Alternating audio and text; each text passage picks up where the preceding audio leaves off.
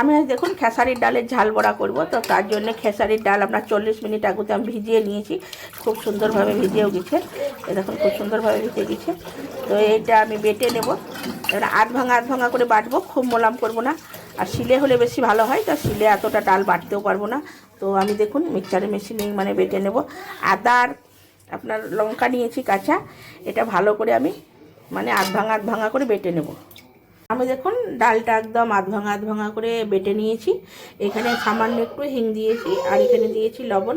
এটা ভালো করে একটু ফাটিয়ে নেব, তারপরে আমি তেলে ভাজবো আর কি। তো দেখুন কি করে করি। দেখুন আমি কিন্তু সব মাখিয়ে নিয়েছি, ভালো করে ফাটিয়েও নিয়েছি। এরকম চ্যাপটা করতে হবে হাতে দিয়ে, তারপরে এরকম তেলের উপরে আপনার পাতলা করে ছেড়ে দিতে হবে। তো এরকম করে ছাড়লে পরে বেশ শক্ত মতন হবে। এটা গরমই খেতে ভালো লাগবে।